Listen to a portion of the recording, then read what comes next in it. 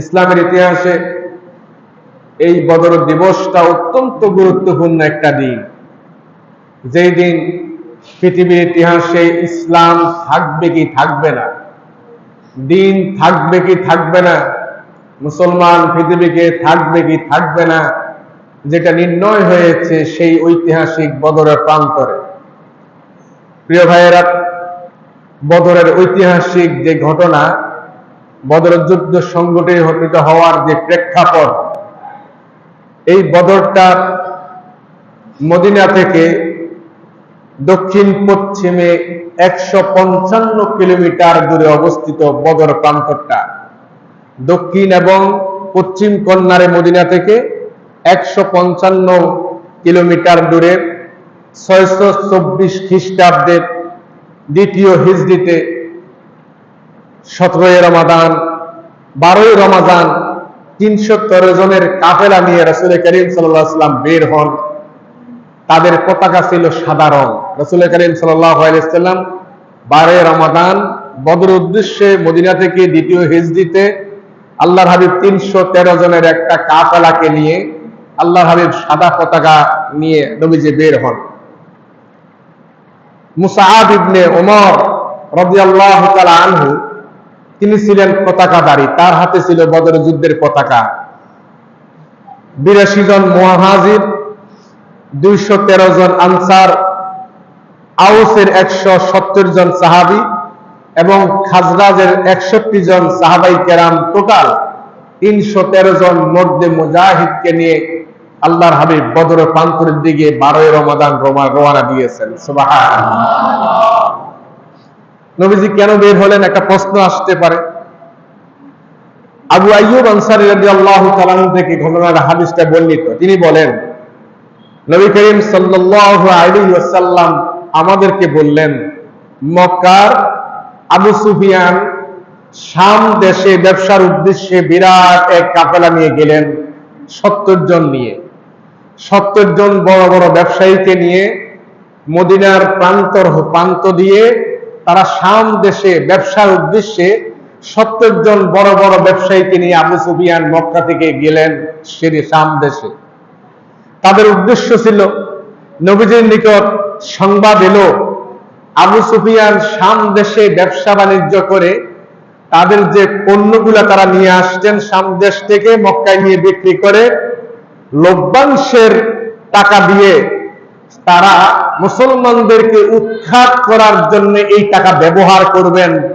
এই জন্য তারা ব্যবসা করে লভ্যাংশের টাকাটা তারা এক জায়গায় রেখে দিতেন। উদ্দেশ্য ছিল মুসলমানদেরকে মদিনার ইসলামী রাষ্ট্রকে পৃথিবীর মানচিত্র থেকে মুছে দেওয়ার জন্য, তারা মুসলিম রাষ্ট্রকে পৃথিবীর মানচিত্র থেকে উৎখাত করার জন্য তারা এই লভ্যাংশ তারা ব্যয় করবেন। রাসূল করিম সাল্লাল্লাহু আলাইহি ওয়াসাল্লামের কাছে এই সংবাদ চলে আসলো। তারপরে রাসূল করিম সাল্লাল্লাহু আলাইহি ওয়াসাল্লামের কাছে এই সংবাদ চলে আসার পর আজকের সংবাদ, আজকে 17 রমাদান, ফিলিস্তিনের অবস্থা কি জানেন? আজকেও ইসরায়েলের সে কুখ্যাত বাহিনী ফিলিস্তিনে আক্রমণ করে 300 জন মুসলমানকে হত্যা করেছে আজকের এই 17 রমজান, আজকের দিনে। প্রিয় ভাইরা আমার, শুধু তাই নয়, ভারতের একজন বড় বুজুর্গ আওরঙ্গজেব যিনি ছিলেন, সেখানে মুসলমানদের মসজিদ এবং সেখানেও হামলা করেছেন। আজকে সারা পৃথিবীতে মুসলমান কোথায় নিরাপদ নয়। মুসলমানের রক্ত পানির থেকেও স্বল্প দামে মনে হয় যেন মুসলমানের রক্ত বেচা কিনা হচ্ছে। প্রিয় ভাইয়েরা, আজকে সারা পৃথিবীতে মুসলমান আজকে তারা বিভিন্নভাবে বিভিন্ন মতপার্থক্য সামান্য বিষয় নিয়ে তারা আজকে এই দল উপদলে বিভক্ত হয়ে গিয়েছে বলে আজকে কাফের বেঈমান মুশরিকেরা আমাদের উপরে হামলা পরিচালনা করার, মুসলমানদেরকে পৃথিবীর মানচিত্র থেকে উৎখাত করার তারা ষড়যন্ত্র করার দুঃসাহস পায়। প্রিয় ভাইয়েরা আমার, বাণিজ্যিক কাফেলা শাম দেশ থেকে মদিনার উপর দিয়ে যেতে হবে। রাসূল করিম সাল্লাল্লাহু আলাইহি ওয়াসাল্লামের কাছে যখন এই সংবাদ চলে আসলো, আল্লাহ হাবিব সাহাবায়ে কেরামের সাথে পরামর্শ করলেন, যেহেতু তারা এই সম্পদ, এই লভ্যাংশ মুসলমানদেরকে বিরুদ্ধে ব্যবহার করবেন, তাহলে আল্লাহ হাবিব বলেন, তাহলে চলো আমরা এই ব্যবসায়ী কাফেলাকে আমরা প্রতিরোধ করব, যাতে করে তারা মদিনার উপকণ্ঠ দিয়ে তারা মুসলমানদের বিরুদ্ধে অস্ত্র ধারণ করার জন্য, অর্থ ব্যয় করার জন্য, কোনো ব্যবসা বাণিজ্য করতে এই মদিনা দিয়ে যেতে না পারে। চলো আমরা প্রতিরোধ করি।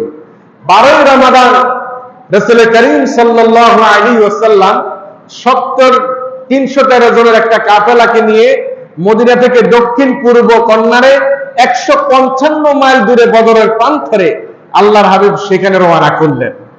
এই দিক দিয়ে আবু সুফিয়ান, তার কাছে সংবাদ চলে গেল মুহাম্মদ সাল্লাল্লাহু আলাইহি ওয়াসাল্লাম সাহাবায়ে কেরামদেরকে নিয়ে তাদেরকে প্রতিরোধ করার জন্য মুহাম্মদ সাল্লাল্লাহু আলাইহি ওয়াসাল্লাম বদরের প্রান্তরের দিকে আসতেছেন। তখন আবু সুফিয়ান মক্কায় সংবাদ প্রেরণ করলেন যে তোমরা আমাদেরকে সাহায্য করার জন্য, সহযোগিতা করার জন্য অস্ত্র সজ্জিত হয়ে তোমরা বদর প্রান্তরের দিকে রওনা দাও, মুসলমানদেরকে প্রতিরোধ করার জন্য।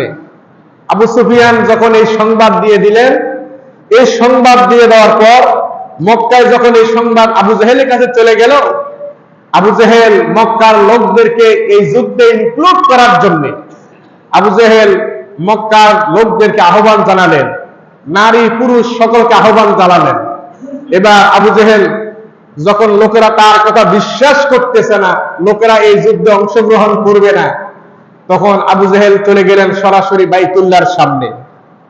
আবু জেহেল বাইতুল্লাহর সামনে গিয়ে বাইতুল্লাহর গিলাফ ধরে আবু জেহেল ডাক দিয়ে বললেন, ও কাবার মালিক, ও বাইতুল্লাহর মালিক আল্লাহ, আজকে আমি মুহাম্মদের বিরুদ্ধে যুদ্ধ করার জন্য মক্কা থেকে বের হইলাম। আমি যদি সত্যের পক্ষে থাকি তাহলে আজকে বিজয়ের মালা আমাকে পরায় দিবে, আর মুহাম্মদ সাল্লাল্লাহু আলাইহি ওয়াসাল্লাম যদি সত্যের পক্ষে থাকে মুহাম্মদের গলার মধ্যে বিজয়ের মালা পরায় দিবে। আমি যদি সত্যের বিপক্ষে অবস্থান করি আমাকে তুমি জিল্লতে দিবে, আমাকে তুমি পরাজয় দিবে। আর মুহাম্মদ যদি সত্যের বিপক্ষে অবস্থান করে থাকে মুহাম্মদকে তুমি জিল্লতে দিবে, মুহাম্মদকে পরাজয় দান করবে। আবু জেহেল যখন কাবার গিলাফ দেবে এইভাবে যখন কান্নাকাটি শুরু করলেন, তখন মক্কার লোকেরা চিন্তা করলো, আহারে আমগো নেতা কাবার গিলাফ ধরে এইভাবে কান্নাকাটি করতেছে, যদি সে সত্যের পক্ষে না থাকে তাহলে মুহাম্মদের বিরুদ্ধে সে অস্ত্র ধারণ করবে কেন? চলো আমরা মুহাম্মদের বিরুদ্ধে অস্ত্র ধারণ করতে রওনা দেই। এই দিক দিয়ে আবু জেহেল ঘোষণা দিয়ে আবু জেহেল কি করলেন, আল্লাহর হাবিব মুহাম্মদ সাল্লাল্লাহু আলাইহি ওয়াসাল্লামের বিরুদ্ধে অংশগ্রহণ করার জন্য আবু জেহেল 1000 লোক নিয়ে রওনা করলেন। তারপরে গিয়ে জুহবা নামক স্থানে আবু জেহেল এসে অবস্থান করলেন, জুহবা নামক স্থানে। আর মুহাম্মদ সাল্লাল্লাহু আলাইহি ওয়াসাল্লাম জাকিরান নামক স্থানে অবস্থান করলেন। প্রিয় ভাইরা, আবু জেহেল কয় এই দিক দিয়ে আবু সুফিয়ান এই পথ দিয়ে না এসে লোহিত সাগরের পাশ দিয়ে সে মক্কা উপস্থিত হয়ে গেছে। সে মক্কা উপস্থিত হইয়া সে বলল যে আমি তো চলে আসছি। আবু জেহেল কয় যেহেতু আমি জুহবা নামক স্থানে চলে আসছি মদিনার কাছাকাছি, সেহেতু মুসলমানদেরকে একটা উচিত শিক্ষা না দিয়ে আজকে যাবো না। যেহেতু আমরা শক্তির বলে বলিয়ান, আমাদের কাছে অস্ত্র সজ্জিত লোক বল আমাদের কাছে অনেক বেশি, সুতরাং আজকে মুহাম্মদ এবং তার সঙ্গী সাথীদেরকে নব ইসলামী রাষ্ট্রের একটা উচিত শিক্ষা দিয়ে তারপর এখান থেকে যাব। আবু জেহেল এই সিদ্ধান্ত নিয়ে আবু জেহেল চলে আসলেন, যুদ্ধের দামামা বাজানো শুরু করে দিলেন। আমার ভাইয়েরা, আল্লাহর নবী তখন সাহাবীদেরকে বললেন, ও সাহাবীরা কি করা যায়? নবীজি জাকির নামক স্থানের মধ্যে এসে নবীজি চিন্তা করতেছেন, ও সাহাবীরা এই মুহূর্তে কি করা যায়? আল্লাহর হাবিব চিন্তা করতেছেন, আমার সাহাবীরা অস্ত্র সজ্জিত, কাফের বেঈমানের বিরুদ্ধে যুদ্ধ করবে 1000 অস্ত্র, 1000 সৈন্য অস্ত্র সজ্জিত, তাদের বিরুদ্ধে সাহাবায়ে কেরাম যুদ্ধ করবে। রাহমাতুল লিল আলামিন নবী চিন্তা করতেছেন। আল্লাহর হাবিবের চিন্তা দেখে, নবীজির পেরেশানি দেখে হযরত মিকদাদ রাদিয়াল্লাহু তাআলা আনহু, তিনি ছিলেন একজন যুবক মানুষ। হযরত মিকদাদ রাদিয়াল্লাহু তাআলা আনহু নবীজির অবস্থা দেখে ডাক দিয়ে বললেন, ইন্দি বিনা ইয়া রাসূলুল্লাহি হাইসুমা তাশা আই হাইসুমা আমারাকাল্লাহ। ইন্দি বিনা ইয়া রাসূলুল্লাহ, ও আল্লাহর নবী, আপনি আমাদেরকে নিয়ে চলেন যেই দিকে যেতে মন চায়, অর্থাৎ হাইসুমা আমারাকাল্লাহ, যেই দিকে আপনার রব আল্লাহ নির্দেশ দিয়েছে আমাদেরকে নিয়ে যাওয়ার জন্য, আপনি আমাদেরকে নিয়ে সেই দিকে জিহাদ করতে চলেন। সুবহানাল্লাহ। ইন্না লা নাকুলুকা কামা ক্বালা বানু ইসরাঈল বিমূসা আলাইহিস সালাম ইযহাব আনতা ওয়া রাব্বুক ফাকাতিলা ইন্না হাহুনা কাঈদুন। ওগো নবী, আমরা তো মুসা আলাইহিস সালামের উম্মতের মতো উম্মত নয়।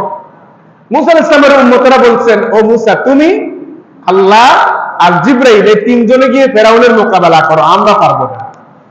কিন্তু আমরা তো মুসা আলাইহিস সালামের উম্মতের মতো না, বরং বাল নাকুলু, আমরা বলি ইযহাব আনতা ওয়া রাব্বুক, আপনি চলেন, আপনার রব যেদিকে মন চায়, ফাকাতিলা, আমরা যুদ্ধ করব, ইন্না হাহুনা কাঈদুন, ততক্ষণ পর্যন্ত যতক্ষণ পর্যন্ত ইযহাব আনতা ওয়া রাব্বুক ফাকাতিলা ইন্না মাআকুমা মুকাতিলুন, যতক্ষণ পর্যন্ত কাফের বেঈমানদের মা দামাত মিন্না তাতরা, চোখের একটা পাতাও নড়ে, ততক্ষণ পর্যন্ত আমরা বদরের প্রান্তরে কাফের বেঈমানদের বিরুদ্ধে যুদ্ধ জিহাদ করতেই থাকব। আরেকটা জোরে বলেন সুবহানাল্লাহ। আমার ভাইয়েরা, আল্লাহর হাবিব মুহাম্মদ সাল্লাল্লাহু আলাইহি ওয়াসাল্লাম, হযরত সাহাবায়ে কেরাম, হযরত মিকদাদ রাদিয়াল্লাহু তাআলা আনহুর এই অবস্থা শুনে আল্লাহর নবী খুশি হয়ে গেলেন। নবীজি খুশি হয়ে ডাক দিয়ে বললেন, কুমু বিনা ইলা জান্নাতিন জান্নাতিন আরদুহা কা'রদিস সামাওয়াতি ওয়াল আরদ উইদ্দাত লিল মুত্তাকিন। ও সাহাবীরা, তোমরা আমার সাথে চলো, তোমাদের মন মানসিকতা যখন এইরকম, কুমু বিনা ইলা জান্নাতিন, তাহলে তোমরা আমার সাথে চলো ওই জান্নাতের দিকে, যে জান্নাতের বিশালতা হলো ওই আকাশ আর জমিন থেকে অনেক বড়। সুবহানাল্লাহ। ওই জান্নাতের দিকে চলো যে জান্নাতের বিশালতা আকাশ আর জমিন থেকে অনেক বড়। ফাকামা উমাইর বিন হামাম ওয়া কানা ইয়াকুলু তার। এই অবস্থায় নবীজি যখন জান্নাতের বর্ণনা দিচ্ছিলেন, জান্নাত ওই আকাশের থেকে অনেক বড়, ফাকামা, দাঁড়ায় রইলেন উমাইর বিন হামাম। উমাইর বিন হামাম নামক একজন যুবক, সে দাঁড়াইয়া দাঁড়াইয়া খেজুর ছাপাচ্ছিলেন, খেজুর খাচ্ছিলেন। নবীজি যখন জান্নাতের বর্ণনা দেওয়া শুরু করলেন, হযরত উমাইর বিন হামাম ডাক দিয়ে বলেন, বাহবা। বাহবা শব্দের অর্থ হলো আয় মা আযমাহু ওয়া মা আহসানাহু। ইয়া রাসূলুল্লাহ, কি চমৎকার কথা না আপনি বললেন, কি দারুণ কথা না আপনি আমাদেরকে শুনাইলেন। আপনার সাথে জিহাদে গেলে শরীক হইবে এমন জান্নাত পাবো, যে জান্নাতটা ওই বিশাল আকাশের চাইতে অনেক বড়। হযরত উমাইর বিন হামাম তিনি বললেন, ওয়াল্লাহি ওয়াল্লাহি, আল্লাহর কসম, মা দুমতু হাইয়া হাত্তা আকুলাহুন্না ইন্নাহা লাহায়াতান তাবিলা।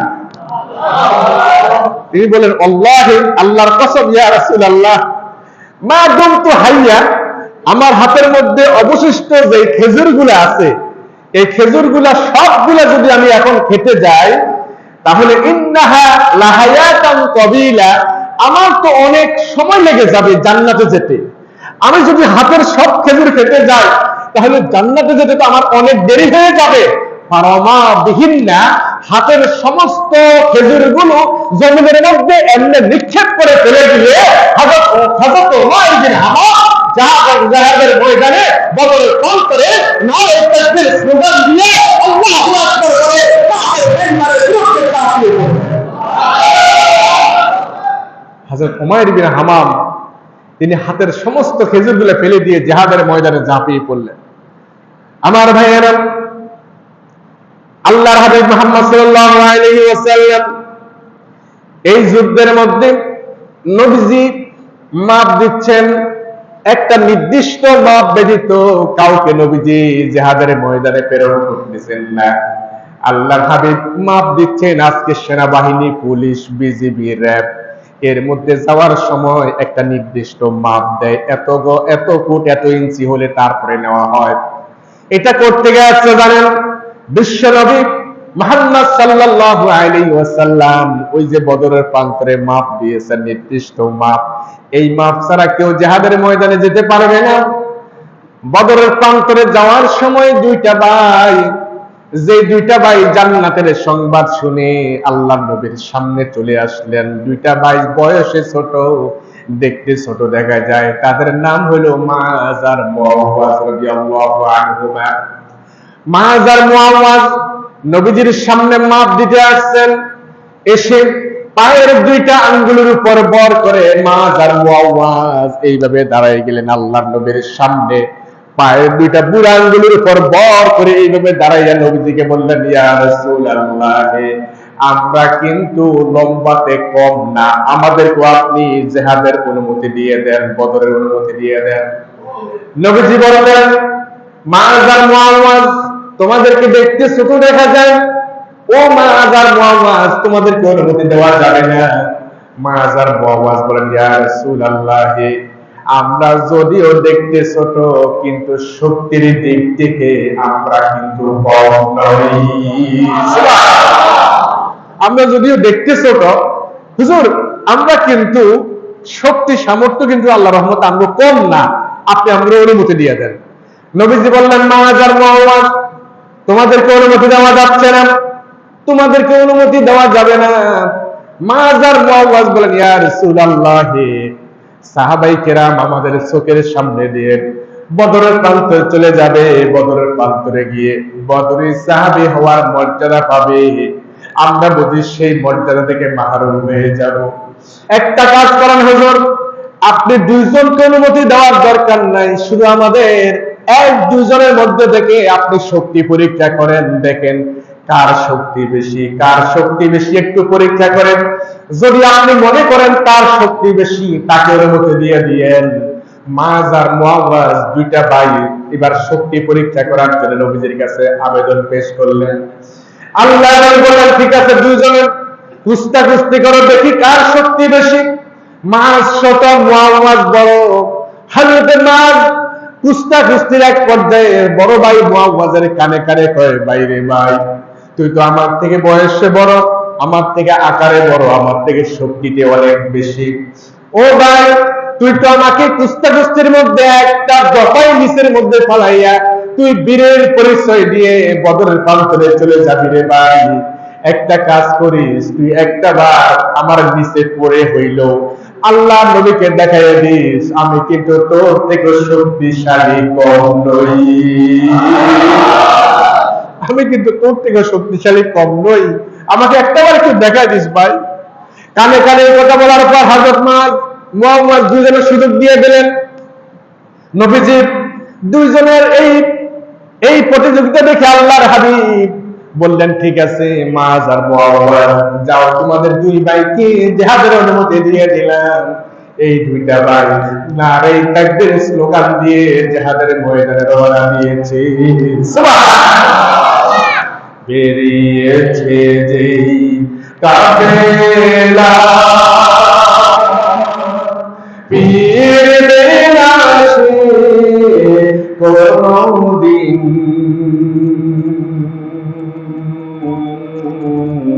হয়তো বিজয় হবে, নয়তো তাই ফিরবে কবিন। বেরিয়েছে যেই কাফেলা,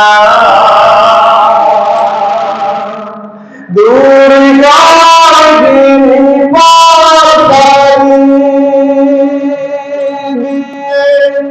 নিয়ে সারা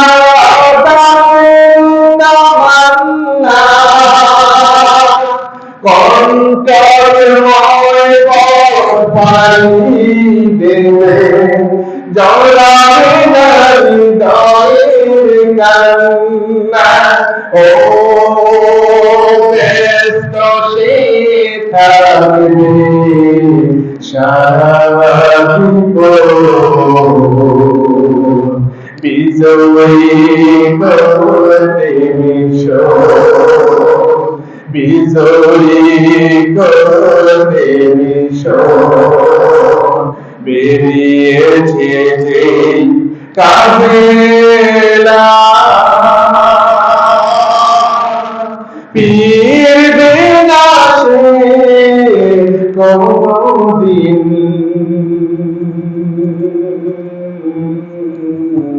হয়তো বিজয় হবে, নয়তো তার ফিরবে নবীন, বেরিয়েছে যে কাফেলা।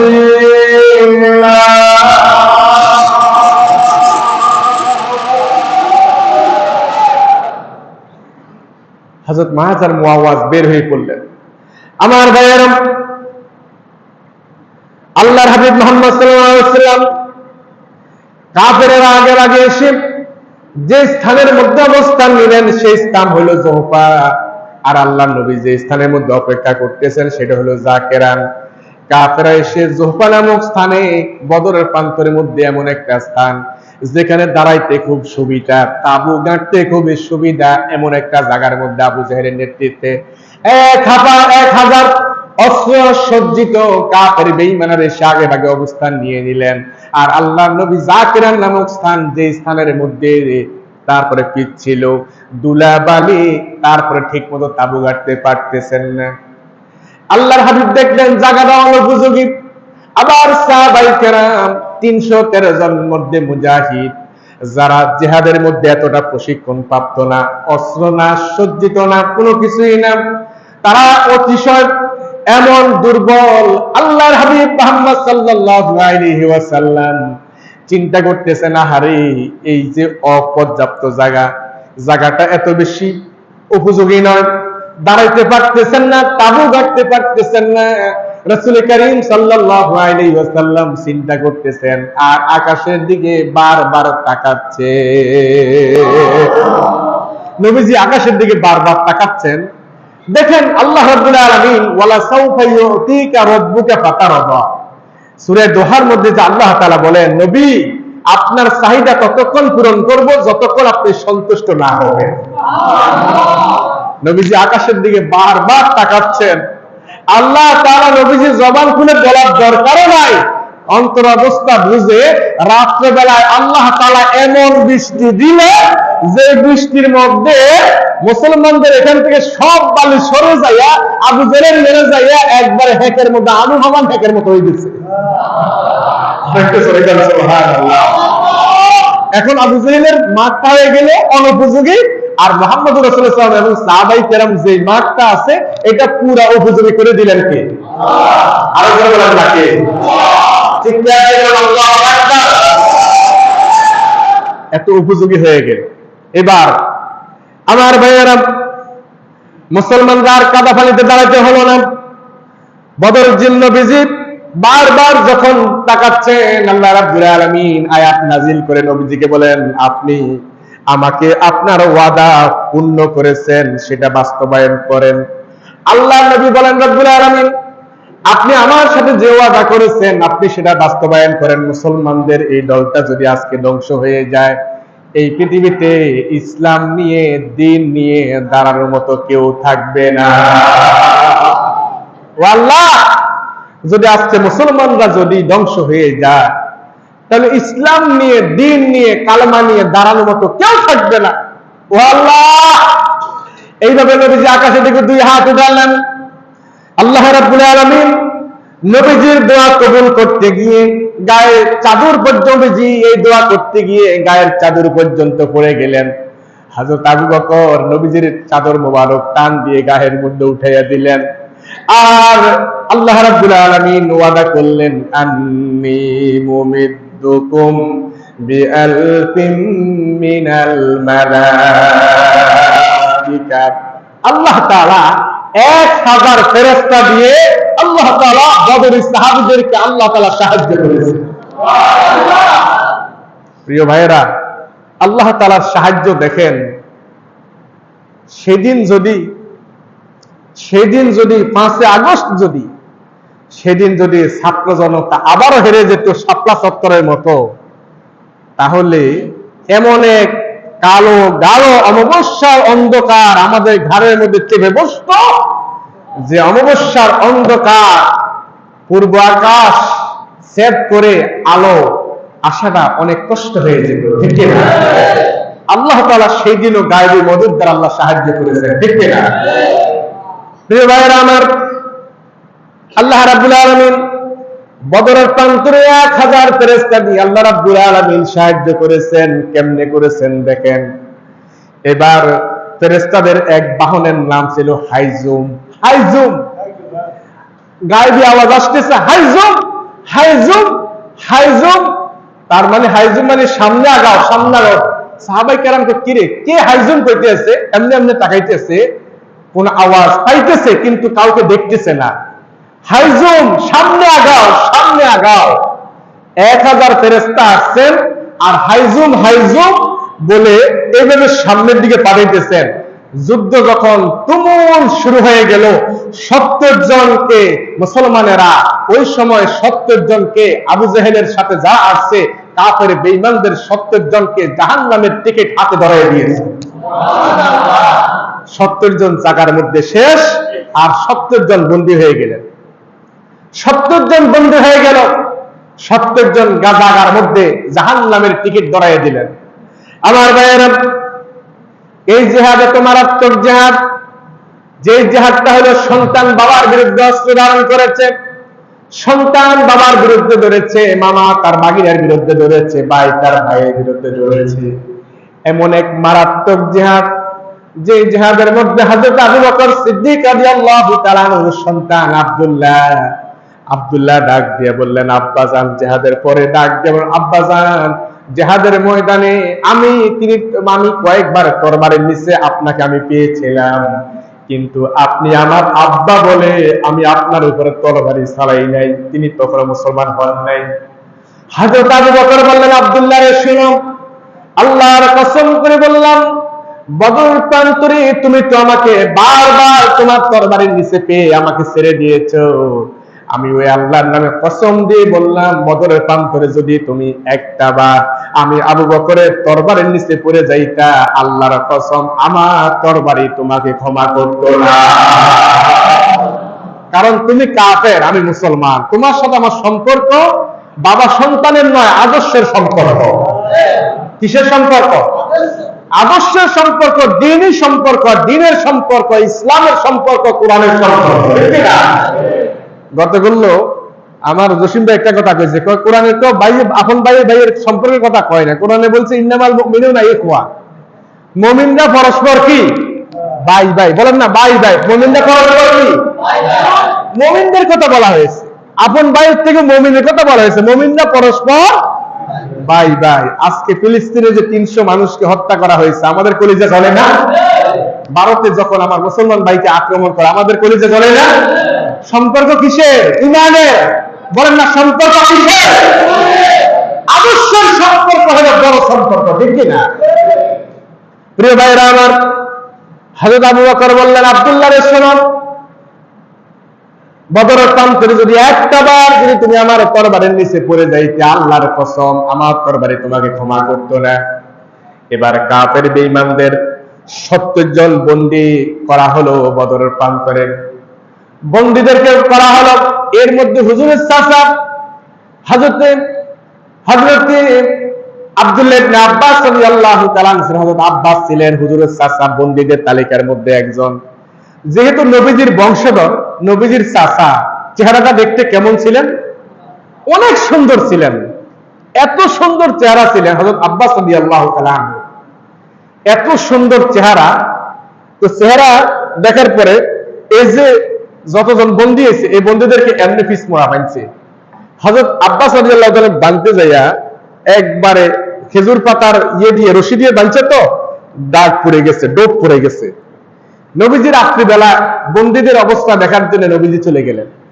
আল্লাহ হাবিব যাওয়ার পর যখন চাচা আব্বাস রাদিয়াল্লাহু তাআলা আনহুর কাছে গেলেন, আব্বাস রাদিয়াল্লাহু তাআলা আনহু আপন ভাতিজা তো, চাচা তো, নবীজিকে দেখে বেলবেলায় কান্দা শুরু করে দিয়েছে। নবীজিকে দেখে কান্দা শুরু করেছে ভাতিজা, আর বলেন ভাতিজা তুমি থাকতে আমার এই অবস্থা, তুমি আমাকে মুক্ত করে দাও। নবীজি বলেন চাচা আমাকে তো আল্লাহ তাআলা এই দুনিয়াতে ইনসাফ প্রতিষ্ঠা করার জন্য প্রেরণ করেছেন, আপনাকে যদি ছাড়তে হয় বাকি 69 জনকে ছাড়তে হবে। ও চাচা ছাড়তে হলে কিছু ইয়া লাগবে, টাকা লাগবে। তো আমি টাকা কই পাবো, আমার কাছে 1 টাকাও নাই। তো চাচা আপনি যে বদরের যুদ্ধে আসার সময় চাচির কাছে গনে গনে গনে গনে এত দেরহাম দিয়ে আসছেন, এই টাকাগুলো দিলেই হবে। হযরত আব্বাস বলেন কি ব্যাপার, আমি যে বদর যুদ্ধে আসার সময় তার চাচিকে এই টাকাগুলো গনে গনে দিয়ে আসছি, ওই সময় দরজা জানালা ঘরের মধ্যে সব বন্ধ ছিল, এটা মুহাম্মদের কাছে এই সংবাদ কেমনে আসলো? ডাক দিয়ে তো ভাতিজা আমি যে তোমার চাচির কাছে এই টাকাগুলো দিয়ে আসছি, এই সংবাদটা তুমি কেমনে পাইলে? এটা পৃথিবীর কেউ জানে না। নবীজি ডাক দেখো চাচা আমার আল্লাহ আমাকে ওহীর মাধ্যমে জানাই দিছে, আমার আল্লাহ আমাকে জানাই দিছে। এরা হযরত আব্বাস বলেন ভাতিজা শোনো ভাতিজা, তোমার আল্লাহ যখন তোমাকে এই সংবাদ জানাই দিয়েছে আমার আর বুঝতে বাকি নাই, তুমি যে বিশ্ব নবী, তুমি যে শ্রেষ্ঠ নবী মুহাম্মদুর রাসূলুল্লাহ সাল্লাল্লাহু আলাইহি ওয়াসাল্লাম, ও বাচ্চা তুমি আমাকে পড়ে দাও আশহাদু আল্লা ইলাহা ইল্লাল্লাহু ওয়াহদাহু লা শারীকা লাহু ওয়া আশহাদু আন্না মুহাম্মাদান আবদুহু ওয়া রাসূলুহু ওয়া আশহাদু আন্না মুহাম্মাদান আবদুহু ওয়া রাসূলুহু। হযরত আব্বাস রাদিয়াল্লাহু তাআলা আনহু মুক্ত হয়ে গেলেন। এই যুদ্ধে মুসলমানরা যখন বিজয় লাভ করলেন 313 জন 1000-এর উপরে, আল্লাহ তাআলা 1000 ফেরেশতা দিয়ে গায়বী মদদ দ্বারা সাহায্য করলেন, মুসলমানদের মনোবল আরো বৃদ্ধি হয়ে গেল। এই যুদ্ধের পর, এই জিহাদের পর মুসলমানরা মনে হয় যেন তাদের শক্তি, সাহস, হিম্মত আরো কোটি কোটি গুণ বৃদ্ধি পেয়ে গেল। তাদের মনোবল এত বৃদ্ধি হয়ে গেল। শুনেন, জিহাদে আপনার স্বাধীনতা অর্জন করা বড় জিনিস নয়, স্বাধীনতা এবং সার্বভৌমত্বকে রক্ষা করা আরো বেশি কঠিন, ঠিক না? স্বাধীনতা অর্জন করা যেমন কঠিন, তার রক্ষা করা কি আরো অনেক কঠিন। সুতরাং আজকের এই বার্তা দিয়ে, এই বদর দিয়ে একটা বার্তা এদেশের ইসলামপন্থী এবং অন্যান্য যারা রয়েছেন তাদের কাছে একটা বার্তা যাচ্ছে। সেই বার্তাটা হলো দেশের যে কোনো ক্লান্তিকালে আমাদেরকে সকলকে একতাবদ্ধ থাকতে হবে, ঠিক না? কারণটা কি জানেন? কারণটা হলো আমরা দেখতে পাচ্ছি ভারতের রয়ের খপ্পরে অনেকে পড়ে যাওয়ার সম্ভাবনা দেখা দিয়েছে। যদি এই ভুল করেন, ভারত বারবার চেষ্টা করেছিল 5 আগস্ট তার সমস্ত শক্তি দিয়ে এদেশের বিরুদ্ধে অবস্থান করতে চেষ্টা করেছিল। যখন ব্যর্থ হয়েছিল তখন তারা কারিকুলাম কিভাবে তারা বাস্তবায়ন করবে সেই জন্য তারা কিছু কিছু ব্যক্তিকে তারা ভাগ করে স্বাধীনতা সার্বভৌমত্ব রক্ষা যাতে সঠিকভাবে না হয় সেই জন্য তাদের গোলামি যাতে আমরা করি সেই জন্য তারা অনেক ষড়যন্ত্র করতেছে। আমি এদেশের আপামর মুসলমান, এদেশের আপামর জনসাধারণ, ধর্ম, বর্ণ, জাতি নির্বিশেষে সবাইকে আহ্বান জানাচ্ছি, ভারতের আধিপত্যবাদের বিরুদ্ধে আমাদেরকে ভারতের আধিপত্যবাদের বিরুদ্ধে আমাদেরকে রুখে দাঁড়াতে হবে। এই ক্ষেত্রে ওনার বুক ব্যথা করে মনে হয়, একটু দেখেন, একটা চেয়ার দেন, চেয়ার দেন। প্রিয় ভাইরা আমার, সুতরাং এই ক্ষেত্রে আমাদেরকে পরস্পর বিচ্ছিন্ন থাকলে হবে না। এক্ষেত্রে আমাদেরকে পরস্পর কাদা ছোড়াছুড়ি করলে হবে না। এই ক্ষেত্রে আমাদেরকে পারস্পরিক কাদা ছোড়াছুড়ি না করে ইসলাম এবং জাতীয় ঐক্যের ব্যাপারে আমাদেরকে এক এবং অভিন্ন থাকতে হবে। আমরা কখনো এক্ষেত্রে যদি আবারও ভুল করি, তাহলে আমাদেরকে আবারও গোলামীর জিন্দির গলার মধ্যে পড়তে হবে। প্রিয় ভাইরা আমার, আমি বাইদের খেদমতে আরজ করতে চাই, বদরের প্রান্তরে যখন জিহাদ কমপ্লিট হয়ে গেল, মুসলমানদের মনোবল বৃদ্ধি হয়ে গেল এবং দলে দলে ইসলাম গ্রহণ করা, সবাই ইসলামের প্রতি আকৃষ্ট হওয়ার একটা আলামত দেখা দিয়েছে। আল্লাহ রাব্বুল আলামিন কোরআনে কারীমের মধ্যে বলেন, ইজা জাআ নাসরুল্লাহি ওয়াল ফাত ওয়া রাআইতান নাসা ইয়াদখুলুনা ফী দীনিল্লাহি আফওয়াজা। এখন বাংলাদেশের মানুষ নতুন করে ভাবতে শুরু করে দিয়েছে।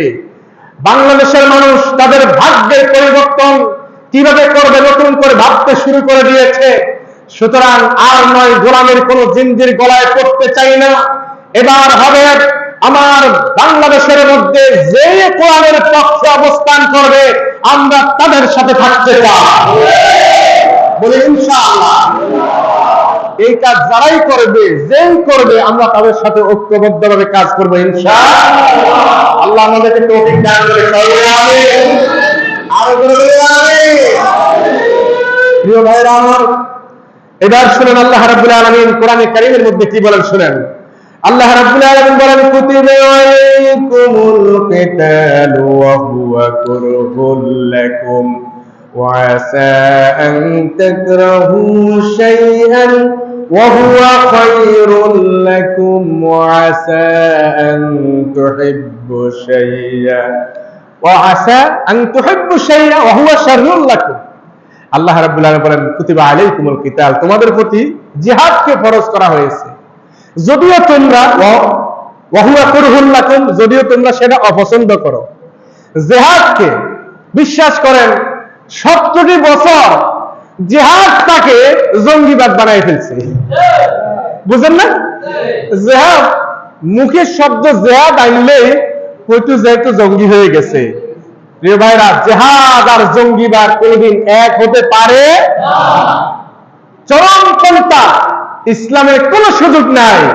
আল জিহাদু মাউদিন ইলা ইয়াউমিল কিয়ামা, নবীজি বলেন জিহাদ চলছে ইলা ইয়াউমিল কিয়ামা, কিয়ামত পর্যন্ত জিহাদ চলতেই থাকবে।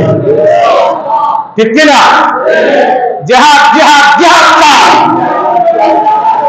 জিহাদ জিহাদ জিহাদ না, সাবিলুনা সাবিলুনা, আল জিহাদ আল জিহাদ, তরিকুনা তরিকুনা, আল জিহাদ আল জিহাদ, তরিকুনা, রাস্তা একটাই, সেটা হলো জিহাদ। ঠিক না? প্রিয় ভাইরা আমার, আল্লাহ পাক বলেন, যদিও তোমরা তোমাদের জন্য আসা আন তাকরাহু শাইআ, তোমরা তোমাদের জন্য যেটা অপছন্দ করো, আল্লাহ তাআলা তোমাদের জন্য সেখানে অবশ্যই কল্যাণ রেখে দিয়েছে। আর তোমরা তোমাদের জন্য যেটা কল্যাণকর মনে করো, সেখানে আল্লাহ তাআলা তোমাদের জন্য অকল্যাণ রেখে দিয়েছে। আল্লাহু ইয়ালামু আনতুম লা তা'লামুন, আল্লাহ যা জানে তোমরা তা জানো। প্রিয় ভাইরা আমার, তাহলে জিহাদ কি শেষ হয়ে গেছে? বললে শেষ হয়ে গেছে? জিহাদ আছে, জিহাদ চলতেই থাকবে। ঠিক কিনা? এখন জিহাদের চূড়ান্ত রূপ কোনটা? জিহাদের চূড়ান্ত রূপ, জিহাদ যেমন আসাদুল জিহাদে জিহাদুল হাওয়া, নবীজি বলেন নফসের সাথে জিহাদ করা হলো সবচেয়ে বড় জিহাদ। যেমন নফস চাইছে রোজা ভেঙে ফেলো, রোজা রাইস না, গ্যাস্ট্রিক, আলসার, অনেক সমস্যা দেখা দিবে। আপনি বলছেন যে না, আমি আল্লাহর হুকুম পালন করব, আমি রোজা ভাঙবো না। শয়তান ওয়াসওয়াসা দিচ্ছে, নামাজ পড়িস না, মসজিদে যাইস না। আপনি মসজিদে শয়তানের ওয়াসওয়াসাকে ফেলে দিয়ে আপনি মসজিদে জামাতের সাথে নামাজ আদায় করলেন। এটা হলো সবচেয়ে বড় জিহাদ। সুবহানাল্লাহ। জিহাদ অনেক প্রকারের জিহাদ আছে। জিহাদের চূড়ান্ত রূপ হলো ময়দানে কাফেরের বিরুদ্ধে অস্ত্র ধারণ করা, এটা হলো চূড়ান্ত রূপ। এটা কি চূড়ান্ত রূপ? প্রিয় ভাইরা আমার, বদরের যুদ্ধে যারা অংশগ্রহণ করেছে, আল্লাহ রাব্বুল আলামিন তাদের পূর্বের সমস্ত গুনাহ মাফ করে দিয়েছে। বদরের যুদ্ধে যারা অংশগ্রহণ করেছে তাদের, যেমন 1971 সনে দেশ মাতৃকার স্বাধীনতার জন্য যে সমস্ত মুক্তিযোদ্ধা ভাইরা জীবন দিয়েছেন তাদের বিভিন্ন লকব দেওয়া হয়েছে, বীর বিক্রম, বীর উত্তম, আর কি বীর শ্রেষ্ঠ, বীর প্রতীক, বীর উত্তম, বীর শ্রেষ্ঠ, বীর প্রতীক, বীর উত্তম, এই কয়েকটা লকব তাদেরকে দেওয়া হয়েছে। বীর শ্রেষ্ঠ শহীদ মুস্তফা কামাল, তারপরে গিয়ে বিভিন্ন উপাধি দেওয়া হয়েছে। দেখেন, মুক্তিযোদ্ধা ভাইরা যদি কোনো সময় যদি কোনো ভুল ভ্রান্তি হয়ে যায়, কিন্তু যখন দেখে যে উনি বীর বিক্রম, বীর শ্রেষ্ঠ, তখন মুক্তিযোদ্ধা হিসাবে অনেক সময় তার অপরাধটাকে ওইভাবে বড় করে দেখা হয় না, সেটাকে ক্ষমার সুন্দর দৃষ্টি দেখা হয়। তেমনি ভাবে বদরের যুদ্ধে যারা অংশগ্রহণ করেছেন ওনারাও যদি তাদের দ্বারা যদি কোনো অপরাধে সংঘটিত হয়ে যেত, আল্লাহর হাবিব তাদের অপরাধটাকে ছোট করে দেখে বলতেন যে সে তো বদরি সাহাবী, আল্লাহ তাকে ক্ষমা করে দিয়েছে। বিষয়টা বুঝছেন কিনা? একবার রাসূল করিম সাল্লাল্লাহু আলাইহি ওয়াসাল্লাম যখন মক্কার উদ্দেশ্যে রওনা দিবেন, মক্কা বিজয়ের পূর্বে, তখন নবীজি একটা কাজ করলেন, সাহাবাই কেরামদেরকে নিয়ে কিছু পরামর্শ করলেন। এই পরামর্শের মধ্যে আল্লাহর হাবিব মুহাম্মদ সাল্লাল্লাহু আলাইহি ওয়াসাল্লাম কিছু পরামর্শ করলেন যে আমরা যে তোমাদেরকে নিয়ে পরামর্শটা করতেছি, এই কথাগুলো যাতে মক্কার মধ্যে কোনো মতে না যায়, যদি যায় তাহলে আমাদের পরিকল্পনা পাশ হয়ে যাবে, আমরা কাজ করতে পারবো না। তো নবীজি কিছু পরিকল্পনা করেছেন মক্কা বিজয়ের পূর্বে। এদিক দিয়ে একজন বদরি সাহাবী, তিনি সমস্ত ঘটনা একটা চিঠির মধ্যে লিখে একজন মহিলার মাধ্যমে একটা চিঠি নিয়ে মক্কা প্রেরণ করেছেন, সমস্ত পরিকল্পনা। এখন প্রেরণ করার পর রাসূল করিম সাল্লাল্লাহু আলাইহি ওয়াসাল্লামের কাছে আল্লাহ তাআলা ওহী নাযিল করেন, নবী, আপনি যে সাহাবীদেরকে নিয়ে যত পরিকল্পনা করেছেন এগুলো সব মক্কার মধ্যে একটা নারীর মাধ্যমে পাশ হয়ে যেতে আছে। আল্লাহ নবীকে কিভাবে পাশ হয়ে যাচ্ছে? নবীজি তাড়াতাড়ি পাঠাইছে, অমুক অমুক এরকম মহিলা, তাড়াতাড়ি তাকে নিয়ে ধরো। নবীজি তার সাহাবীদেরকে প্রেরণ করলেন, সাহাবীরা যাই মহিলাকে ধরছেন, বললেন যে তোমার কাছে কি আছে দাও। কিচ্ছু নাই, তাড়াতাড়ি দাও, নাহলে অনেক শাস্তি দেওয়া হবে। সে পরে বয়ে চুলের খোপা থেকে একটা সিডি বাইর করে দিচ্ছে, যে সিডির মধ্যে বদরি সাহাবী একজন তার আত্মীয় স্বজন সবাইকে সতর্ক করার জন্য সে একটা সিডি লিখছে যে আমরা অমুক তারিখে আসবো, তোমরা সতর্ক থাকবে কিন্তু এই। তখন আল্লাহর হাবিব এসে দেখে যে অমুক সাহাবী এই সিডিটা দিছে। হযরত ওমর কয়, ইয়া রাসূলুল্লাহ, অনুমতি দেন এই সাহাবীর দেহ থেকে কল্লাটা আলাদা করে দেই। নবীজি বললেন, ওই সাহাবী বললেন, ইয়া রাসূলুল্লাহ, আমার ব্যাপারে অতি তাড়াতাড়ি আপনি কোনো সিদ্ধান্ত নিয়েন না। আল্লাহর কসম, আমি মুসলমানদের পরিকল্পনা পাশ করে দেওয়ার জন্য চিঠি দেই নাই, আমি চিঠি দিয়েছি আমার আত্মীয় স্বজন ভাই বেরাদর আছে তাদেরকে সতর্ক করার জন্য এই চিঠি দিয়েছি। নবীজি বললেন, তুমি যত অপরাধ করেছ সমস্ত অপরাধ আল্লাহ তাআলা মাফ করে দিয়েছে, কারণ একটাই তোমার পরিচয়, তুমি বদরি সাহাবী। তোমার একটাই পরিচয়, তুমি কি সাহাবী? বদরি সাহাবী। বদরি সাহাবীর এত মর্যাদা, বদরে যারা অংশগ্রহণ করেছেন আল্লাহ রাব্বুল আলামিন যাদেরকে জান্নাত দিবেন, জান্নাতের তালিকার মধ্যে যারা, এর মধ্যে বদরের 300 সাহাবীকে আল্লাহ তাআলা বিনা হিসাবে জান্নাত দিয়ে দিবেন। প্রিয় ভাইরা আমার, সেই বদর 17 রমাদান, সেই বদর দিবস। এই বদর থেকে আমরা প্রথমত শিখলাম যে মুসলমানরা কখনো মনোবল হারায় না, সংখ্যা দিয়ে কখনো বিজয় লাভ করা যায়। দেখেন, র্যাব, পুলিশ, সেনাবাহিনী, বিজিবি সব বিপক্ষে, একটা নিরস্ত্র ছোট্ট ছোট্ট ছাত্র জনতা, আল্লাহ রাব্বুল আলামিন এর উপর কি আল্লাহ বিজয় দান করে নাই? বলেন না, করে নাই? বদরের প্রান্তরে 1000 আবু জেহেলের সৈন্য বাহিনীর উপরে আল্লাহ রাব্বুল আলামিন বিজয় দান করেছেন 1000 শস্ত্রে সুসজ্জিত বাহিনীর উপরে। তাহলে কোনদিন সংখ্যা দিয়ে মুসলমানদের বিজয় হয় না, বিজয় হয় ইমানের মাধ্যমে, ঠিক কিনা? ইমানের মাধ্যমে বিজয় লাভ করা যায়। প্রিয় ভাইয়েরা আমার, আমরা আজকে আর বেশি আলোচনা করলাম না, আমরা পরবর্তীতে আলোচনা করব। আগামীকাল আমাদের আলোচনার বিষয় হলো কি জানেন? আগামীকাল আমাদের আলোচনার বিষয় হলো আল্লাযীনা ইউমিনুনা বিল গায়ব। মুত্তাকি ব্যক্তির পরিচয়, মুত্তাকি ব্যক্তির পুরস্কার আমরা জেনেছি। এবার মুত্তাকি ব্যক্তি 4টা বৈশিষ্ট্য আছে মুত্তাকি ব্যক্তির। কয়টা বৈশিষ্ট্য? 1 নম্বর বৈশিষ্ট্য হলো আল্লাযীনা ইউমিনুনা বিল গায়ব ওয়া ইউকিমুনাস সালাতা ওয়া মিম্মা রাযাকনাহুম ইউনফিকুন। 1 নম্বর বৈশিষ্ট্য, তারা গায়েবের প্রতি বিশ্বাস রাখে। গায়েবকে বলেন না কে? আমরা কালকে গায়েবের প্রতি ঈমান, বিশ্বাস, ঈমান ভঙ্গ হওয়ার কি কি কারণ আছে আমরা অনেকে হয়তো জানি না। ওযু ভাঙার কারণ সবাই জানি, জানি না? ওযু ভাঙার কারণ কয়টি? বলেন না কয়টি? কিন্তু ঈমান ভঙ্গের কারণ কিন্তু মুসলমান জানে না।